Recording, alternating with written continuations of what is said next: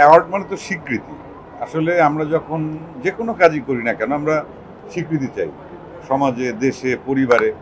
এবং স্বীকৃতিগুলো যখন আমরা পাই তখন সেই কাজের প্রতি আমাদের একটা আলাদা আগ্রহ বাড়ে। মানে কাজের প্রতি কি বলবো, যে ডেডিকেশনটা বাড়ে, যে আমার এটা এখন দায়বদ্ধতা। যেমন আমি আমার জীবনে অসংখ্য পুরস্কার পেয়েছি, ন্যাশনাল অ্যাওয়ার্ড থেকে শুরু করে। বাংলাদেশে এমন কোনো পুরস্কার নাই, দেশে বা দেশের বাইরেও অনেক পুরস্কার পেয়েছি। এখন এই পুরস্কারই যে সব তাও আবার না। সবচেয়ে বড় পুরস্কার মানুষের ভালোবাসা। কিন্তু আবার তাৎক্ষণিকভাবে জাগতিক হিসাবে যদি বলা যায় যে এক একটা পুরস্কার যখন হাতে পেয়েছি বা এখনও কেউ যখন কোনো একটা কাজের জন্য স্বীকৃতি দেয়, তখন কিন্তু মনে হয় যে না, আমার এখনও কাজ করতে হবে, কাজের প্রতি দর্শকের সেই চাওয়া আছে, আগ্রহ আছে, আমার দায়িত্ব হচ্ছে সেটি পালন করা এবং দর্শকের মনোরঞ্জনের জন্য ভালো কাজ করা। সেটা দেশের জনগণ, দেশের মানুষ, সাধারণ মানুষ বা সমাজ বা পরিবার, সবার জন্য। তাই আমি এই পুরস্কারটাকে অনেকে অনেকভাবে বলে, কিন্তু আমি মনে করি যে পুরস্কারটা জীবনে দরকার আছে কাজের প্রতি আগ্রহ বাড়ানোর জন্য, এবং এটা স্বীকৃতি, এবং স্বীকৃতিটা একটা মানুষকে অনেক দূরে এগিয়ে নিয়ে যায়, তার মধ্যে অনেক স্পিড, গতি তৈরি করে।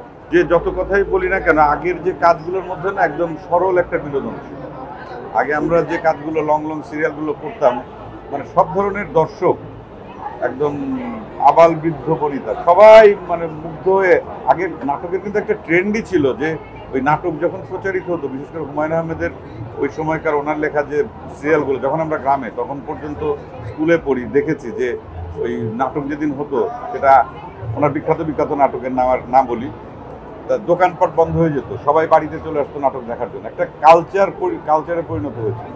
ইভেন সেই ধারাবাহিকতা আমাদেরও কিছু নাটক ওই রকমই ছিল, যে চ্যানেল আই অথবা বাংলা ভিশনে যখন সেই হারকিপ্টে বা শাকিল শারিশুরি যখন প্রচার হতো, আমরা নিজেরা দেখতাম, রাস্তাঘাটের লোকজন কমে যেত যে আজকে নাটক দেখবে সবাই। তা ওই যে সরল বিনোদনটা এখন একটু কমতি হয়ে গেছে। এখন অবশ্য অন্য দিক থেকে আরও এগিয়েছে, তারপরও জেনারেশনের পরিবর্তন হচ্ছে, কিন্তু কিছু কিছু মানুষ যারা এখনো সেই আগের সেই মানে নির্মল বিনোদনটাকেই পছন্দ করে, যে কারণে হয়তো ওই ঘুরে ঘুরে ফেসবুকে বা ইউটিউবে ওই ফুটেজগুলোই বারবার আসে।